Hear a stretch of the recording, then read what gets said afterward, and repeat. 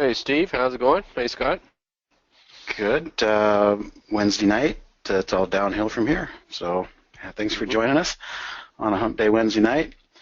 Appreciate you taking time out of your busy schedule for the webinar August 10th Trade of the Week. Got some good stuff to share with you. We'll start off with a disclaimer, of course. Just a reminder that we are a content publisher, software as a service company. We are not registered advisors. We are not brokers. So if you are looking at this as investment advice, please do not do so. If you're seeking any registered investment advice or trading investment advice, seek out your broker. That's the way it's supposed to work. Or just give them all your money and they'll put you into an index fund and charge you 1% and go golf. But anyway, we're here to talk about some of the good stuff at Trade Ideas that's been happening. I'm going to spend a little bit of time on this slide as usual because, and Andy will agree, we have seen a tremendous parabolic growth in the year 2016 here at Trade Ideas. And I firmly believe one of the reasons for that is that not only is the word getting out on the greatness of the product, but also the support that you get here. I mean, starting off right at this window right here, this is a free trading room that's run by Barry Anderson, who's a great trader, a very patient man, very good instructor, takes his time with the room, runs a very, very clean, focused only room, and it's free. And, I think a lot of people, the feedback we're getting is like, wow, I've been to paid rooms that aren't this good. And when you overlay that with the fact that, it's all designed to show the power of Trade Ideas and help people with their real-time technical questions. You'll see there's a couple tabs on that slide there. This one here is the technical support tab. There's usually 4 or 5 of us monitoring this throughout the day. So you can come into the live trading room and get a quick resolution on a technical issue you might have. There's over 600 people that are coming into this room, and it's growing every day. So that's one of the reasons I believe that the Trade Ideas subscription growth is just going parabolic. But more importantly, the onboarding and the concierge service that we give, in addition to the online trading room all day, every day during the trading hours, we've got 4 webinars a week, including this one right now. We have a one-on-one session when you sign up with Trade Ideas on your first month. You get a customized one-on-one session with the educators, and we kind of custom tailor it for you and help you get you going in the right direction. And all these things combined are just not being offered by other substandard services out there, and we're getting a lot of great feedback, and I really do believe that's part and parcel of the success we've had this year and the unbelievable subscriber growth. There's a lot of onboarding and a lot of availability that we make ourselves to people because we understand this is a technical product, it's a intimidating product, it's a very intense product and can do a lot of things, but everybody uses it differently. So these bullet points here I just really want to highlight, and one of the reasons I think we're having great success this year is there's been a great concerted effort and a beefed up of the team to make sure that we are there to hold you guys' hand and make sure you're getting quick responses and helping you configure alerts as well. So we'll move on from that happy slide. Oh my gosh, look how old that is. July 27th. Well, we know it's August 10th. Agenda, market recap. As we always do, we've got some things to talk about here that happened in the last few days. The Holly AI recap. We have a few things to talk about there as well. Didn't get to it last week, so I wanted to make a few minutes available this week. Are you using the single stock window, or you call it the S window? And I'll show you the virtues of using that and how I use that. I'm going to go inside 2 of Holly's strategies, and as we go through the AI, there's 2 strategies in there that were input by myself into the system. All of us are constantly trying to come up with decent strategies that we can put into the Holly hopper as a base strategy, and then let her take the strategy and do what she does with it and tweak it and do all those things. So there's 2 of those strategies today that are actually on my screen in my cloud, so I'll be able to share, and we'll break that open a little bit because I know a lot of people are always curious about, well, what is that strategy? What is that strategy? Can we get a list of what these strategies are? And so I just want to familiarize you guys with 2 of them that were in play today on Holly's live starting lineup, but only one of them got triggered. But nonetheless, they'll be familiar strategies, and we'll break them open and take a look at them a little bit, and we'll go back test them again too. And I'm sure you guys that don't have a copy of those will want a copy. And then, of course, the reason we're here is the title of the webinar is Trade of the Week. This week was a full index ETF, the financials XLF. So we'll take a look at XLF. It's got some broader implications that kind of go along with the spider. So as I talk about the spiders here coming up as we look at the market recap, a lot of significance is going to bleed over into the XLF because that kind of follows the general market. And then, of course, we've got about 7 or 8 stocks I've written down here that I've found on my scans that I like for the price alerts. All right, so I had to drop this slide in there. For those of you, it's a timely slide. Maybe you've seen this all over social media today, but there's several different memes that you can apply to this about life. And so I wanted to apply a little bit of trading psychology to this, what's going on in this picture here. Obviously, gold winner Michael Phelps is laser focused on his goal. He's focused only in between what's in his lane. But his little nemesis here, Chad, that beat him 4 years ago, seems to have been all about him and trying to get the attention of Michael Phelps, even in the waiting room. And I couldn't believe it. Nobody could believe it. While in the heat of battle, he's sitting here focusing on Michael Phelps, and that's just the wrong thing to do. And you can just catalog that in so many different ways of life. I mean, when I first started trading, and Andy and Dan, for that matter, and Brad, we were all on the same trading floor here in San Diego. And in those environments, there's a lot of noise and a lot of hooping and hollering and anger and excitement, and it makes it real hard to stay laser focused on your method and your screen, what you're doing. You're always got the inclination to look down and go, what's he doing? How much did he make? Why am I not making as much as him? And that's the wrong way to go, and I fell victim to that many, many years ago. And then I finally just realized, look, Steve, you just got to find your own way. Trading is an art form. It is subjective. What's working for this guy might not be working for this guy. So if you're this guy and you're on social media, Twitter, and you're following everybody, wondering why you're not doing as well as they are, or what could you be doing to be as good as them, or if you're in the live trading room, comparing yourself to other people, why am I not? You got to stop doing that. Trading is a one-on-one game against your own psyche. 90% of it is your own emotions. And when you start doing this kind of stuff here, obviously it costs this guy the gold, but there's a lot to be learned from in that psychology of trading. And we're all distracted these days with social media, Twitter, live trading rooms. And back in the day, like I said, when we were on the trading floor, it's very easy to just turn your head and say, what's the other guy doing? What am I not doing right? No, that's not the way to do it. You want to focus on what works for you. What's your time frame? What's your risk tolerance? Everybody's different. Anything you want to add to that meeting there, Mr. Andy? Yes, absolutely. I do, Steve, because I had a one-on-one session today with a guy, and he brought it up. He's like, I've been to Barry's room, and I see everybody, playing these high flyers, low floaters, alpha predators, and they're just too extended for me. I do not feel comfortable chasing those. And luckily he kind of found his own little niche. And I said, well, what are you doing now? And he says, well, I like buying strong stocks, on pullbacks. I said, perfect.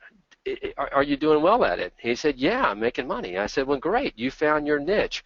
What's in this business, what's necessarily good for the goose is not good for the gander. So it's what maybe one person's style of trading, chasing momentum, playing the low floaters, it's just not going to work for another person. So focus, find your niche and focus on it. And that's a real good analogy there, Steve. But it just happened. I had a one-on-one today with that based on the same topic. Yeah. Well, I hope he listened to your words and heeded your advice and not continue to focus on why isn't he good at playing these other ones and right. Focus on what is working for him.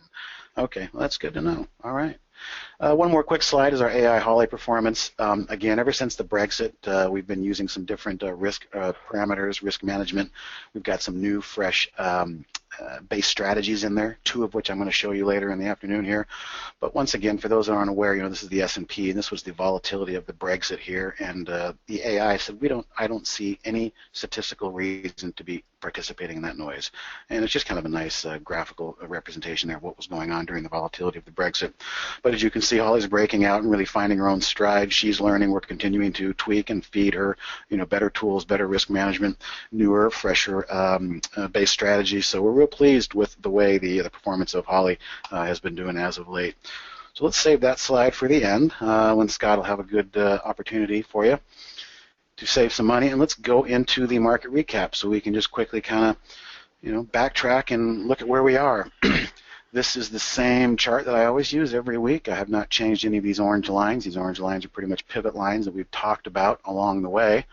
And again, backing up so you guys can see the significance of that. This was all-time highs for the most part back here, but we have spent many, many days and a few weeks above those previous all-time highs. So now we've just got to kind of zoom in a little bit. And last week, I talked a lot about this particular line right here as the line that we broke out through, and we stayed above. And we've got a good, 2 weeks worth of data here. And what strikes me, and I'm sure it strikes Andy too, is the way we're closing every single day. It seems to be like a goalie stick save. These wicks every single day. I guarantee you these are coming in at the end of the day.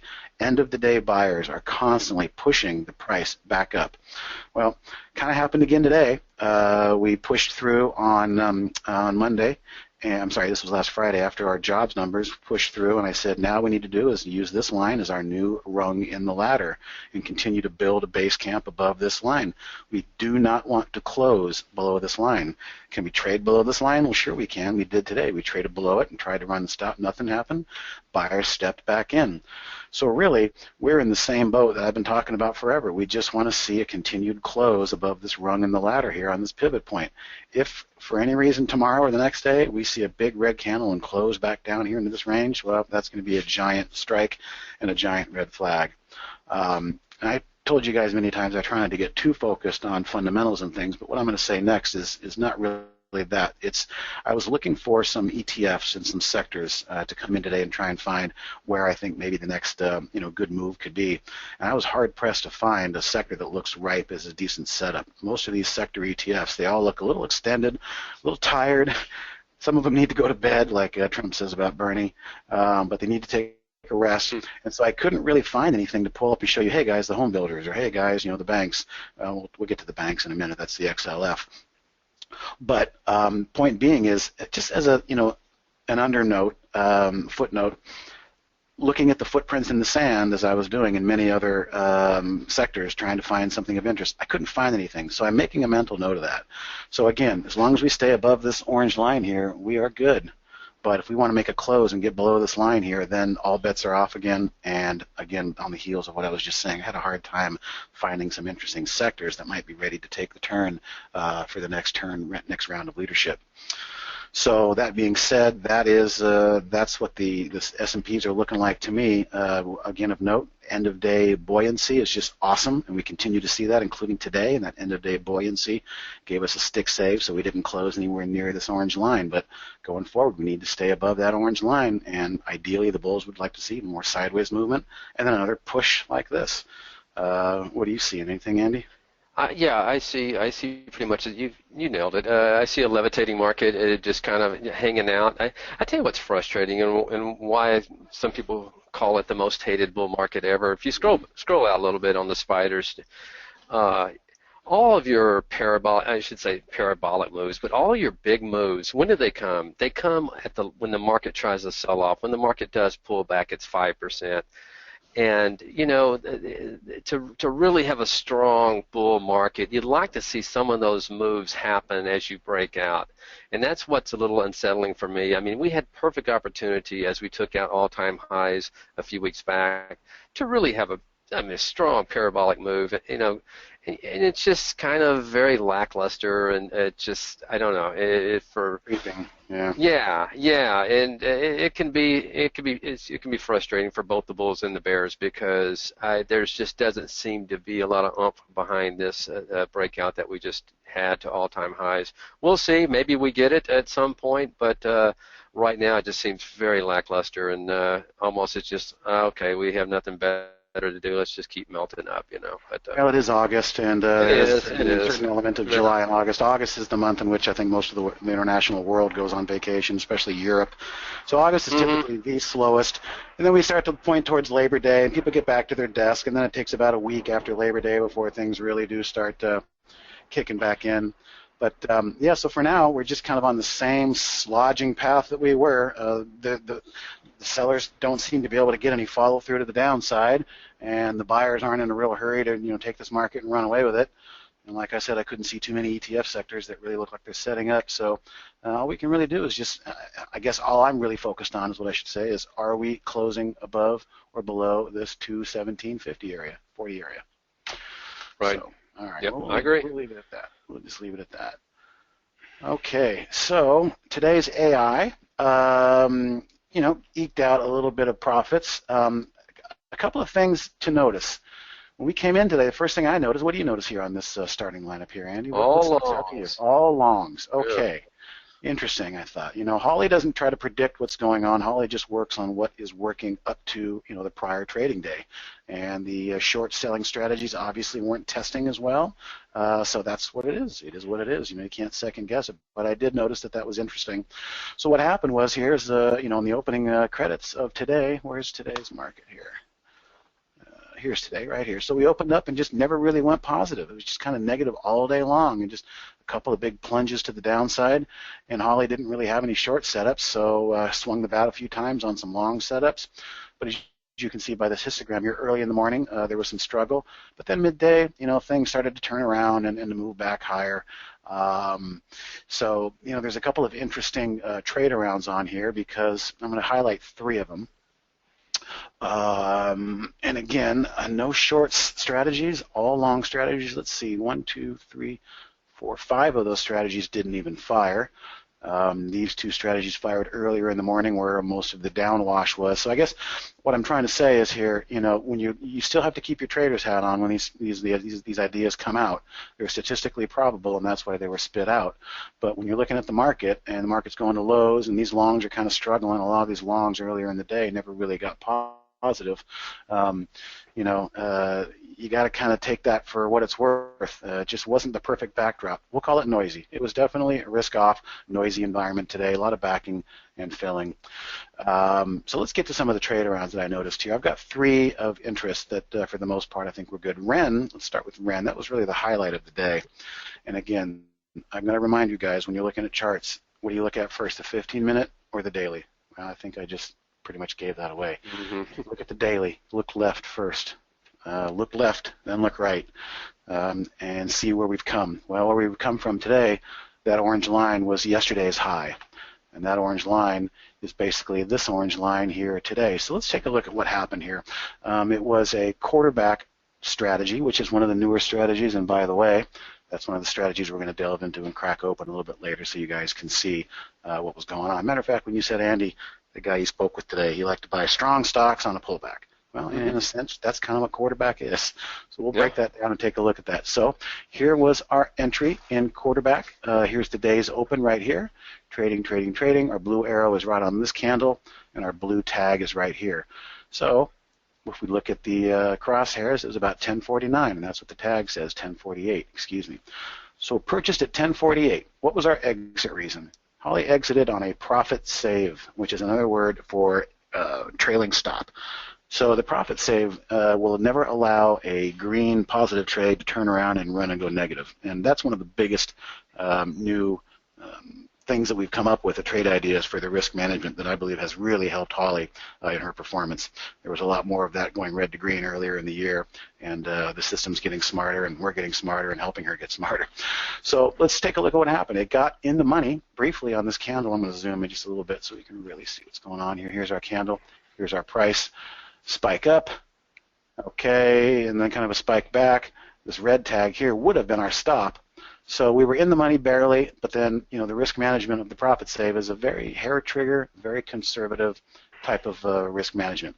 So Holly basically took a 9-cent winner on that. Okay. But when we look at this and say, well, do we really want to get out right here? We're so close to yesterday's highs. We could be pushing through. This could be a great example of where you might sell half and see if you can let the other half run. But nonetheless, this thing delivered some wonderful alpha for the next hour or so. And again, looking at the daily chart, this was a breakout. I would not have been, looking at this thing so intently if it was on the daily chart, just washing back and forth in the middle of a range that really had nowhere to go. But in this case, it's a nice looking daily chart. If you guys are not looking at daily charts to help make your decision, you really need to start doing so. So that was probably the best alpha mover of the day, was REN. And again, just to remind you guys, when Holly makes a call, it's not over when she gets out. The call is good for all day long. The risk management that we have may have been too much too soon, or it just, for whatever reason, it may have been too early. But these trades are active all day long, and they should be monitored all day long. One of the cool columns that you can add is a profit change over the last 5 minutes, which shows us which stocks, if you sort it by that, which stocks are running the most in the last 5 minutes. But what I wanted to do was just, let me go back here. What I wanted to do was highlight on a stock like Ren, exactly where you might want to pay attention to, and this was yesterday's high. As the stock broke above that orange line, you can see a wonderful 45 minutes or so of really nice follow through. Gave some back today, but it's to be expected. This has been a pretty big blowout chart. Let me look at another one. This one is what I really like to try and focus on when I look at intraday patterns, or even on patterns on the daily chart, whether I'm looking at the trend change lubricant or what have you. When you see a level of interest start to go sideways like this, that really should be a cue for you to go in there and draw that line just like that. Because if the price fails, no harm, no foul. But once again, I like to see price action butt up against the level, keep pushing, look for a crack in the ice, and then eventually make it through. Because you can see, the first time it went through, it expended a lot of energy, but stocks do have to regroup and buyers do step back in. So when you see this consolidated sideways type action, really pay attention to that. And since this was a Holly call, this made the most sense here for a possible re-entry. What did she do on her trade? Well, she lost 2 cents. She got in a little bit late up here at 21.32, but great risk management, because what happened was it was never really in the money. And as you can see on this particular one, reduced risk was the reason for the exit. Reduced risk basically means, this trade never really got into the money like a profit save did, where it gets in the money and then Holly will not allow it to go opposite and go negative. This particular one never got positive, and rather than just wait around for it to fail and come down here and get stopped out at the bigger stop price for a bigger loss, the algorithm decided, you know what, time's decaying, we're not getting the price we're looking for, we're going to go ahead and just bail and flat it, or basically take a 2-cent loss. But that doesn't mean that we don't want to continue to mark it up and keep an eye on this thing. So this is how I would mark up a stock like that. The third trade around, STC. Once again, look left. What do we have going on the left side? We have a nice trend, and we have a breakout to pretty much, I don't know if it's all-time highs, but it looks like it's at least a 52-week high. Intraday, let's take a look at our purchase. Our buy was on STC, which is a float on. I'm not too familiar with that strategy, but I know it looks for longer day, sits and tries to hold for a longer day, nice trend. In this case, here's the candle, was purchased, 48.48, went negative pretty quick, and it got very close to being stopped out, but never really got back. And this was about 30, 35, 40 minutes down here. The stock stayed negative for a while. Holly decided it was time to just go ahead and take a 20-cent loss on that. But if we had looked at the daily chart, there could have been some upside, and there was some upside. So just using the high of the day here at this prior wick, which was actually the candle we got in on, and the timing was not really perfect. The stock was a great call. Again, you can see these calls are live all day long, but this particular section here just got kind of caught up in a little bit of a pullback and a breather. Have to breathe, and sometimes they might breathe a little bit more than the AI expects. And again, this AI is tuned for highly conservative risk management. So that doesn't mean that we can't mark it up and participate if it gets back in as it broke through highs here. Wonderful continuing alpha for the rest of the day and closed on highs. So for people that may have taken this trade and it closed on highs, these are the perfect ones you might want to take home, or at least take half home, and look for a little bit of follow-through momentum in the following day. Show more of the daily chart there, if you don't mind, this Steve. Yeah, just take a scroll back so we can get a look. Yeah, it's just yeah, that was it. What you call a breakout. Yeah, it's just big cut, little handle, and boom. Yeah. So very, very good idea, alpha generation there from Holly on that particular trade. Absolutely. But again, Holly is very much in the risk management. You're never going to see a giant loss on the P&L side of Holly. Hang on a second. I got a jet going overhead here.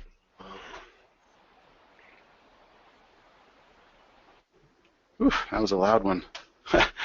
I live in Miramar. Live near Miramar, the Top Gun school, from the 80s movie. Anyway, I'm drawing a blank there. Tom Cruise. Thank you. Jeez. There you go. Getting old. So again, the takeaway, highly probable, statistically probable AI doing all it can to show you how to trade in an unemotional environment. And since we're doing that, since we're talking about Holly and two of the strategies, let's just kind of skip ahead. And I'm going to go in and we're going to crack open two strategies. And again, just to set that up, a lot of times we see it every day in the live trading room, and it's, of course, it's a warranted question. People want to know, well, can I get a lot more description on what these strategies really are? And Dan, the CEO, can be kind of coy sometimes and say, well, you really shouldn't know too much, because then you'll start overriding what you think should be going, and then you're defeating the purpose of playing a statistically probable setup. Because again, all these strategies here, if you look on my left-hand column, I've got them sorted by win percentage. And I'll highlight these win percentages when we do some back testing here coming up. But this is a way in which we're stacking the odds in our favor. The MIT card counting book in the movie, shows how these guys went in and basically gave a system in counting cards to where they could put the odds in their hand. And when they had these statistical odds in their hand, that's when they took more action. Well, that's all we're really doing here, except we're not getting kicked out of the casino for doing so. We're just playing by the rules, but we're starting to use some really cool technology and AI intelligence to really deliver some more statistically probable trades. So what is quarterback? People see that and they probably instantly think, oh, it's a football term. Looking for a deep ball. Okay, deep throw. No, it's nothing like that. It's pretty simple. It's actually a strategy that I came up with, and I'm going to back test it real quickly to show you what we need to come under that actually can qualify as a decent base strategy for Holly. What that needs is a giant pool of data, a giant data set. In this case, 2,938 trades. Well, that's a pretty good data set.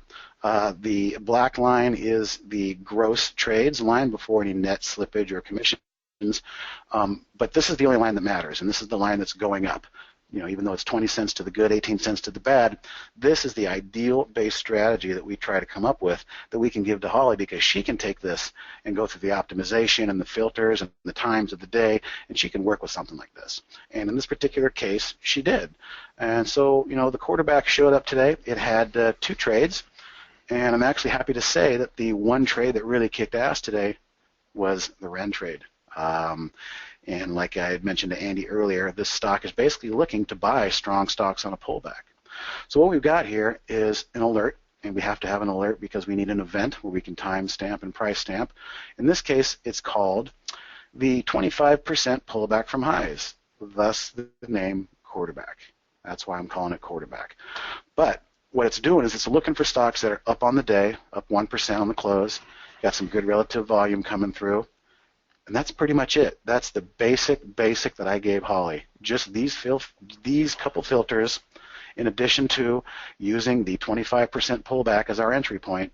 That's it. It's as simple as that. Now, that's my strategy. What Holly's strategy might look at, if I had access to it and I could show you, there's probably about 7 or 8 more filters in here that she found out that worked a lot better than I would have known.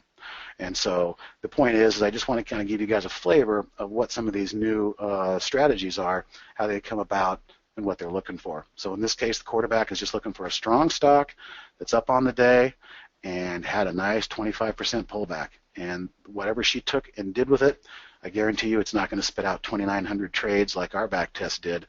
She really whittled it down and cranked it down and probably did a lot more stuff than we would ever imagine. So that begs a good question. People would say, well, can't you just share these strategies with me? I'll be happy to share these strategies with you, but what you can't do is assume that if you come in tomorrow that you have the exact same strategy as Holly. And if something on your window fired and Holly didn't, well, it's not a fair question to ask why she didn't. Hers is a lot more involved. But with that said, let me go ahead and I'm sure somebody might want it just to study it and play around with it. I'll copy it and I will drop it into the chat window here on your GoToMeeting toolbar. Just hit the plus button on the chat window. And there is the strategy now for the quarterback, which is one of the newer Holly strategies. All right. Let me scroll back. Horseshoe. Now, you've heard me talking about Horseshoe for a long time, and it is now finally, I guess Brad, grabbed it and said, boy, this thing's really been testing well. We got to find a way to get this thing into Holly. My back test was for a full day. You can see Holly's back test is for a 90-minute hold. My back test was for a 1% stop loss, and Holly's widened it out to a 3% stop loss. So you can see the AI takes what's given it and just changes it up. So it's not really a fair assumption that what I'm sharing with you is the exact same configurations that the AI is using. But let's quickly take a look here at the horseshoe strategy. And for those of you who don't know, this is one that I first came up with back in 2002. Dan came to me and said, here, you're user number 3 in the trade ideas system. I want you to tell me what would be a really cool alert. And I said, well, if you can show me something that gaps up, tries to fill the gap and can't, and then runs to new highs, I want to know about it at that new high, with the idea being there should be some really nice follow-through, either to the upside or the downside. So that's the actual event that we're looking for. It's an algorithm that Trade Ideas uses. And I also have it set as we go into, and this is the most important setting of all, is the time of day setting. I have it configured to where the alert will not show me anything for the first 60 minutes. And it's a very simple reason why. This particular trade needs a little time to develop. Like I said, it's got to gap up. It's got to try and fill the gap.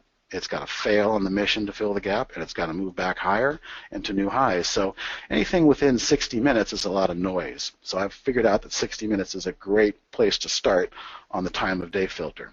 And then 150 minutes after the open is when this particular alert shuts down. So, and I'm not even sure if Holly has that same strategy, but that's the way I have it configured. That's where I see the sweet spot.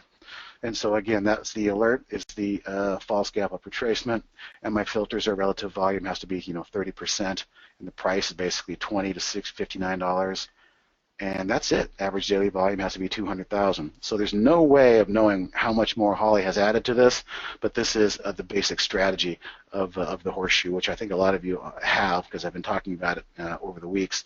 But I'll go ahead and share it nonetheless. Drop that into the chat window. And just to quickly back test here, I noticed something I thought was interesting earlier, so let's grab the back test again. I noticed that Holly's test in her configuration, the horseshoe long, came in at 60.3 win percent. The way I've got it on my configurations is pretty much right there as well, 60% winners. So it's still a viable strategy. It's still moving in the right direction. Otherwise, you would have not have seen it here today. The only way you're going to see it on the AI strategy window sitting here on the starting lineup desk bench is if it's a viable strategy. You're not going to see anything that doesn't look good. And just for what it's worth, the flipped horseshoe, the upside down one, is also still testing as well, which I'm actually surprised about. Usually directional type alerts will test good in one direction and then not in the other direction until the market changes. Well, in this case, this horseshoe alert really identifies some interesting momentum type stocks. Again, look at this. 79 trades, 68.4% win. I got to get this strategy into Holly, actually. Let me write that down. Brad needs to have the inverse strategy because this one is actually testing better at the moment. I'll get that to him. What came out today? Interesting. X was the only thing that came out on the horseshoe down today, and we can kind of see how it developed. Here's the gap down. Here's the failure to close the gap down, and then right as we make a new low on this candle right here, there's our blue arrow. That was our entry.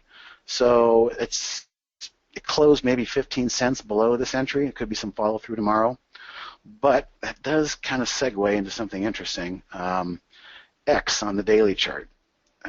We'll come back to this and maybe set a price alert, but look at what it did. And you've heard me talk and Andy talk a lot about filling the gaps.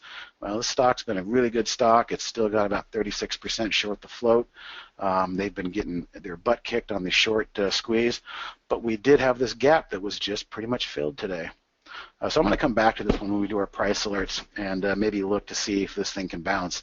I don't know if it can because some of its peers are not really looking as well.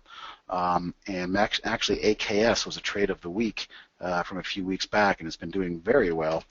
If somebody's still in AKS, you might want to think about maybe looking to maybe take some profits off here. Had a really nice move. It was up 38% at some point up here, but these blow-offs. Oh, look at that, Andy, day and a half. Remember how I always talk about day and a half? Mm-hmm.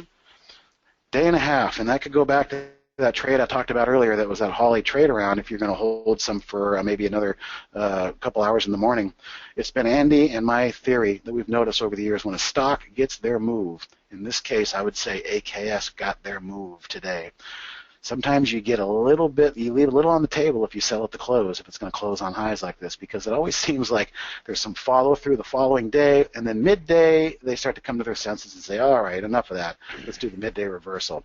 So when you hear me say a day and a half, this is what I'm looking at right here, day and a half. So after AKS had a nice day and a half move, it's given most all of it back. So you guys really need to keep an eye on what these steel stocks are going to be doing here. Ideally, it could dig in, but I am starting to see some weakness in some of the steel stocks, and we'll have another example for you shortly. So last week, I really wanted to talk about the single stock window. I didn't get a chance to do it. When you go to Trade Ideas and launch new windows, you got your A alert windows, which means you have to have an event. Your T top list windows, which are nothing more than stocks that are meeting filtered criteria, and that window refreshes every 30 seconds. You've got your multi-strategy window, which is basically a fancy way of putting numerous alert windows into one multi-strategy window to save space and make efficiency. And then you got this thing here called the single stock window. So if I just launch that, it comes out in its default form. But there's not a whole lot of information on there, which is what I want to show you guys you can do. Every time I'm looking at stocks, especially in the earnings season, I like to take a look at the earnings date. And the easiest way to do that is to just have this little thumbnail window called the single stock window up here and available. You can put whatever you want on there. What does Trade Ideas have? Well, does Trade Ideas have anything to do with Bollinger Bands? Yes. Type in the search Bollinger Bands. We could add position Bollinger Bands if we wanted to. Well, maybe I want to only see, what the RSI value is. Well, you can do that too. Grab the daily RSI and click Show Column. Pop that in there. So you can do that exercise with just about anything that you think of that you might want to see on a thumbnail view using the single stock window. Some of the other things that I use on here real quickly is I want to know when is earnings. -8. Okay, so this particular stock had earnings 8 days ago. This is a very important field when we're in the earnings season, because the last thing you want to do, especially if you're somebody who likes to take stocks home overnight, is be surprised by an earnings date, because I guarantee you, more often than not, you're going to be surprised to the downside. It just never really seems to work out the way you want it. Other things of interest to me are the float. Ooh, 11 million float. That's a very low float. Mental note. Good to know. Is this thing making any money? It is making money, according to the EPS here. Another big one, what's the average daily volume? Some of these stocks can look a little thin. I can quickly go up here, average daily volume, 418,000. That's good. And then lastly, the 5-minute volume is very important to me. During the day, it's very important to see if volume is coming back in. Well, I can just type in a symbol, and all that information I want to see is right here on the thumbnail single stock window. So again, if you guys aren't using this, it comes out of the oven, immediately linked to all the charts. I mentioned X earlier. What's the short float? Yep, they're still 36% short the float over there in X steel. So if they don't get any more downside movement, maybe they'll dig in and move higher, and that short float will come back into play. Not sure. So that's how I like to use the single stock window. Just wanted to make sure you guys were aware of this, and it comes out of the oven, like I said, automatically linking to everything that you have. And it's a good practice to just grab some quick data points on there as you're looking through things. All right. Where do we go next? Well, let's go to the trade of the week. And I want to highlight something. It's called the trade of the week, or the position of the week, not to be confused with the hyper micro scalp of the week. We've been fortunate in the last couple of weeks, maybe one not so much, but in some of the last few calls we've had, we've gotten some good movement right out of the gate.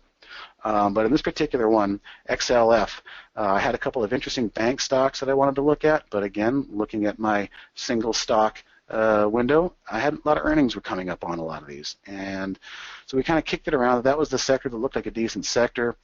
Maybe we should just go with an actual ETF. And this green bar was what we had to work with on Friday going into the weekend. This is a decent looking chart. Forget what happened yesterday and today, the day before. We don't know what's going to happen. It could have easily followed through, but it didn't. So we're just going to deal with the hand that we were dealt. But this is a nice looking chart breaking out from these levels. Now, what's going to happen is I think the SPY and the general market is really going to dictate the XLF trade.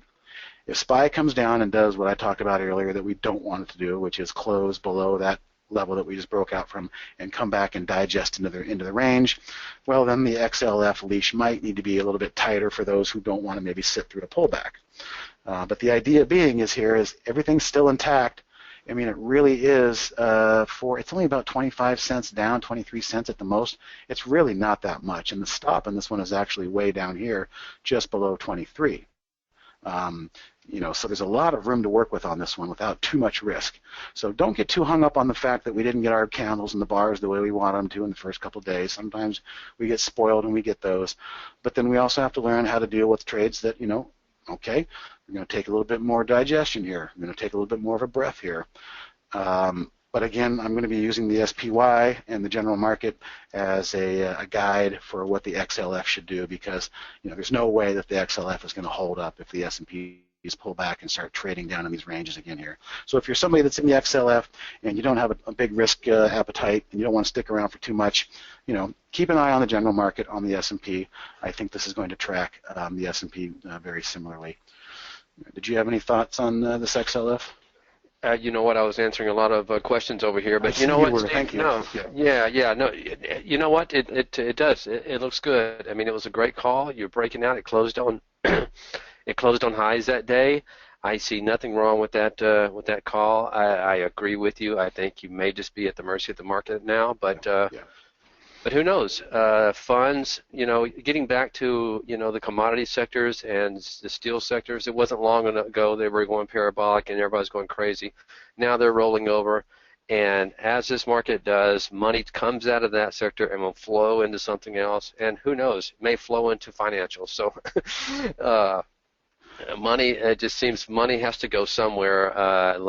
Because there's just not a whole lot of places to put it to get yield, so it goes into equities, and you know what, that sector looked as good as any. Yeah, and like I said earlier, looking for a sector that's holding up well. Well, this really is the best one that I could find that is holding up well right now for sure. I was actually going to try and find a GIF to just accentuate what you were doing, but I couldn't find one in time. I was looking for, like Andy says, the sector rotation. It seems like we got the guy on the Ed Sullivan show up there spinning the plates on the tall stick. Once one plate starts to wobble, he runs over and spins that one again. And that's another reason, like Andy said, the most hated market that we've had. It's been like that the whole way up, low volume. One plate starts to wobble, spin that plate, the money goes into that plate. It just kind of keeps trying to hold the mud together, sector by sector, as we move higher. All right. So we're going to move into the final section here, which is where we set some price alerts. If you have the price alert functionality and you want some ideas freshly dropped into your working scans, stick around. We'll go through 6 or 7 here real quick. Going to add a few shorts this time, and when it's all done, we can drop the cloud link into the chat, and you can merge that with your current price alerts.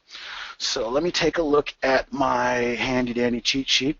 Let's start, where we pretty much start, if I can find it, which is the trend change lubricant, because I've got one on here that I do like. It is LC to start with, LC Lending Club. They just had earnings yesterday, so we got kind of a wily wiki candle here with a big range, and then today it looks like after all that the buyers got a bit of control. You can also see that I had an alert set on that earlier, so that's a working alert, but I think this one warrants a second working alert right here where this orange line is. Basically 1, 2, 3-ish times it was touching that level and found resistance, so we're going to call that a pivot. I want to identify this level on that wick right there, high of 514. So we're going to go in, take our handy-dandy price alerts and go to 515. Nailed it. Remind myself this is a trend change lubricant, and it's only got 20% short the float, but still significant. Definitely something to watch. I want to know about it. There's a big void here. We just had earnings. It looks like the digestion off the earnings is positive.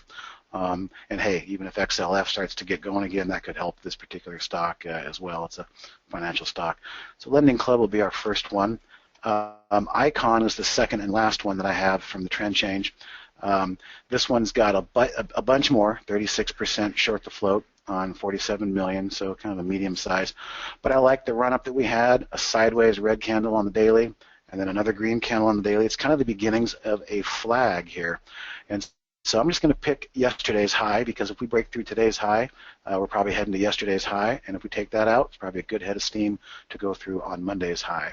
So let's just go ahead and take a look at this one right here, 781. So we'll go 782, mark it up. remind my future self that this is my current self saying trend change lubricant, and this one's got 36% short the float. So that's something I do want to know if this thing triggers. I'll make that note. Okay, so that's it for the trend change, but something's starting to happen here. There's been many, many weeks where we've had nothing on the inverted trend change lubricant. And just as a quick sidebar here, for those that don't know how quickly you can make an inverted movement, like an up scan for these bullish scans, all you got to do is take your bullish scan or top list, no matter what it is, duplicate it, and take this copy, configure, hit flip, and the server just inverted everything that you would need to invert in your mind to know exactly what's going on that one. So I'll close that, and the one that I'm working off of here, traditionally, the stocks that have been coming through here I haven't liked because they've just had a head of steam to the downside, and it seems like, it's too late. I found a couple, and the first one is STLD. Again, this is a steel stock, and this is why I mentioned maybe a red flag on the steel stocks. If X can't bounce out of that gap, and AKS, the trade of the week from a month ago, can't recover, then this one might have some more. So what I want you guys to do is all those trend change lubricant stocks that we've looked at over the weeks, they're always going down, down, down. I'll give you a quick example. X, US Steel. This is what the trend change lubricant looks like, and we've been focusing on this type of setup for a long time, finding the pivot point, identifying a short squeeze, and then hoping to participate on a nice short squeeze. But in the case of, I'm sorry, where was I? In the case of STLD, we've got kind of the opposite going. We've got a stock that's been trending up, and of course it's an invert from the trend change, so it's the exact opposite. We kind of have to flip our eyeballs upside down, and what I'm telling you I'm always looking for is a pivot level with not too much energy expended to get there. Ideally, sideways, sideways, sideways, looking for a crack in the ice and then making its move. So I've been hard-pressed to find a few setups that look like this coming from the trend change lubricant, inverted, flipped, upside down. So we're going to set this one as a short. Low is 25.75, so we'll go 25.74. I'll just adjust the price in here. And it knows we want to go short. And I'm just going to remind myself, trend change, inverted, inverted. So that's the first of a couple of shorts I've got here. ISLE is another one. Again, same kind of a thing. Here's our identified pivot point, and we just kind of wicked through it today and pulled back just a bit. But there's nothing that says that there can't be any follow-through on today's lows, and if there is, I want to know about it. 1782 is the low, so we'll go 1781 as our trigger. Trend change lubricant flipped. All right, that one's in there. And the last one that I had on here that I thought was of interest is this HII. Big double top, very ominous double top with a couple of radio antennas. Pay attention to that on the daily chart because that could really portend, future trend reversal. Obviously a nice trend intact, but it's just barely, as you can see, starting to squeak below that trend. Not only that, we have what we call a green bar ignore. We've got red, red, red, green, and then red again. This is a fractal pattern that can show up on a 5-minute, 15-minute, or a daily chart. And for those of you in the live trading room with Barry, you'll know he talks a lot about that pattern recognition, the red and green bar ignore, which we have in trade ideas, but it's only for intraday 15-minute or 5-minute. So this has been identified by me visually. Again, a couple things I like, big blow off, double top with some big blow off wicks, and then we've got this green bar ignored here. There could be some follow through tomorrow. So let's set the low 166.72. It's a high priced one. TCL. Flipped and save. All right, that one's a working alert. Okay, we've done those. We've got 5 of them set so far. As I mentioned, I'm not quite sure what to do with X. But going on, what we've talked about, what has been working up until this point is backing and filling and stopping at the gap. So I think I'd like to know if this particular setup has filled its gap and is ready to turn back up. The only way to really know that is put an alert in here at highs, 23.90.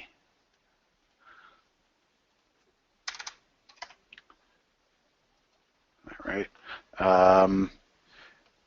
And then I've got one more for you. This one is coming off of my bullish piercing. I didn't really find a whole lot, but I found something that might be ready for a dead cat bounce. Gap down 1, 2, 3, 4, 5 days of down trading and then a perfect kind of a cross doji today. I would like to know if this thing can take out yesterday's highs. Today's highs are pretty close to it, but if it can take out yesterday's highs, it could be a nice little day trade or a dead cat bounce in here for a day and a half at the most. So this will be our last one. I'm going to set a high at 32.82, so 83. And then I promise I will drop these in here into the chat window before I forget. I'll just call it a day bounce possibility. All right. So we set a few more alerts today, and we'll go ahead and end with that. Let me pull my price alerts up here and just look at the working ones. Let's grab the created sort, and these are the ones that were sorted today, right here. So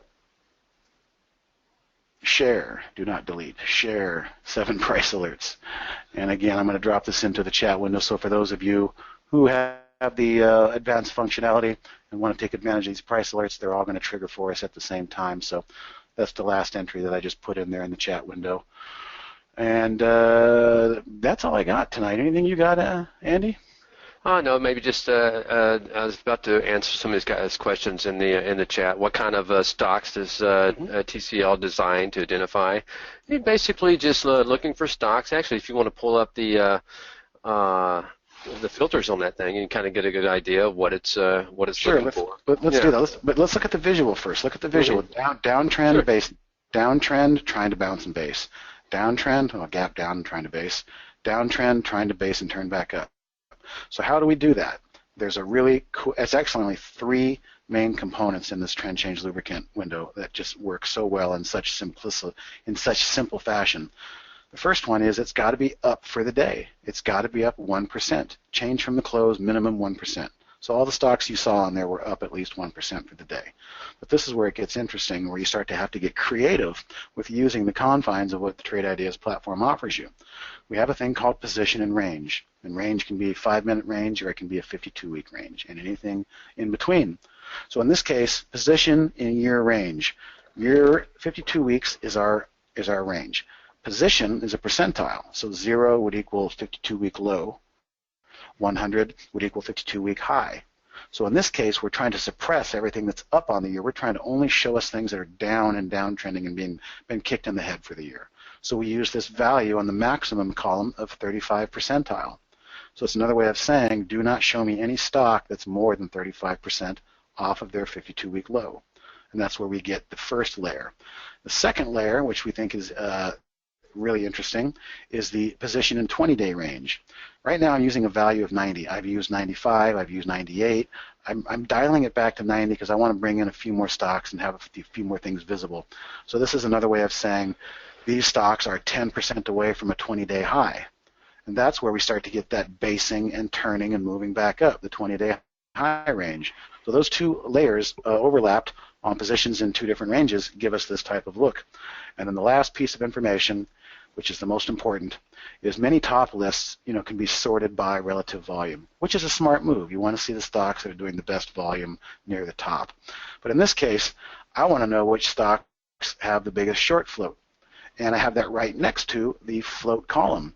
So this is extremely interesting here, EGRX. I think it had earnings. Let's take a look at my handy-dandy thumbnail. Yep, earnings a day ago. Giant gap coming out of those earnings and some follow-through. But the real story here is it's 47.5% short the float, and the float is only 5.3 million. So this is the perfect combination. We talk a lot about it in the mornings in the live trading room looking at the alpha predator. Anytime you can find a high short float that's married up to a low float count, you have a recipe for a tinder box being lit and a really nice short squeeze happening. So, I appreciate the question. Hopefully that helped a little bit. Yeah, it did. I don't even know if I dropped this one in there. I'm going to drop copy. All this will be the last one I'm going to drop into the chat window. So if anybody's interested in that top list that I just went through, it's right there in the chat window. All right. And before we hand it over to Scott, I want to. Somebody asked a real good question. Mark asked, what am I supposed to do? Where do I start with all this information? It's a very good question, Mark, and there's a reason why our subscriber base is going parabolic right now, and there's just a lot of good stuff happening. I mean, Steve talked about all the help and support in the chat room. We've become like a community, and we have 4 webinars, a week. We have one-on-one training. Steve is an educator. I do one-on-one training. I'm educating Jamie. We combined got about 65 years of professional trading. Uh, you got the chat room with Barry. There's just so much information. So I just noticed there's a lot of new people in here today, and just wanted to listen to what Scott has to say at the end, because there's some great stuff happening here, and people are making money, and there's a reason why people are signing on with Trade Ideas. Okay, Scott, take it away. Yes, sir. All right, Scott, play us out. Let's bring some more subscribers in. Yeah, sure. Hey, thank you. Yeah, it seems like there's some opportune time to answer some of these questions now about pricing that are being asked. So we're a software as a service company. We're subscription-based. I mean, you can get real-time access for as little as $99 a month. That's a standard subscription basis point at where it starts, and that includes the charting. It includes all your exchange fees, and it also includes a full hour of one-on-one training, just like the premium does. And that basically the standard includes everything except for access to the backtesting tool, the odds maker. There's no AI, Holly. There's no artificial intelligence engine. There's no price alerts or the other advanced features. But the standard is quite a nice suite of features as well. There is a demo, but the demo is data. The data is delayed, and it doesn't have access to the backtester or the premium. And the reason I started out talking about the standard in this version is it's only $99 a month. You get 10% off using the code on your screen now. So just to try out a high-level, very sophisticated bit of technology like Trade Ideas, that's a very small cost, and there's no contract. However, the premium version is really where it's at, and it's only $18.88 per year or $188 a month. And that gives you access to Holly the AI, which has statistically proven strategies that are working in the market right then today, and shows you trades that are working in the market right then today. And the track record that we've been showing since we launched Holly proves it. So you can use that code TRADEME, TRADEME, all caps. It is case sensitive, and that takes 15% off your first month or year of premium, or 10% off your first month or year of standard, right off the order total. And there's no contract. These are automatically recurring, but there's no contract at all. You're not obligated to stay for any longer than what you buy in for. But we have subscribers that have been with us, like Steve came to the company after subscribing to us way back in 2002, I think. So we've got a real big growing user base, and we have been growing at a tremendous rate ever since we've launched the AI. It's really clicking with traders and investors out there because it's useful over so many different periods and different types of stocks. So go to trade-ideas.com/price and use that code to subscribe. You can also click on the handouts panel on your GoToWebinar interface. It's right there on the side, and expand it. Just press the plus. And there's a PDF you can download that has this information as well as contact information. So there will be a recording of this up later tonight or tomorrow morning, and you'll get an email notification about that. If you do decide to subscribe, please use that code so you can save a little bit of money. You can email us any questions at info@trade-ideas.com, and that is the best place to also send your technical questions, because that info@ address is routed directly into our help desk software, so it will get routed to the appropriate person to answer your question as quickly as we can. You can call our phone line if you have questions about billing issues or anything about the subscription part of the service. That's accessible during normal business hours on the West Coast of the U.S. You can follow Steve Gomez on Twitter at TodayTrader, or you can follow us at Trade Ideas, or Trade Ideas 1 is Dan Merkin. If you like us on Facebook, facebook.com/TradeIdeasPro, you'll see some unique stuff we post just to there. You can email our CEO, Dan at trade-ideas.com. You can get Steve is Steve at trade-ideas.com. Andy is Andy at trade-ideas.com. I think you can see where I'm going with those email aliases. It's pretty easy to find us. Thanks everyone for attending. As I mentioned, there'll be a recording available later on. Thanks all. We will be having a webinar tomorrow afternoon. It's the Trading Studio. I think Andy's hosting it tomorrow. So do tune in for that. You should already have received an invite in your email if you registered for this webinar. Thanks all. Thanks, Steve. Thanks, Andy. Thanks, Scott.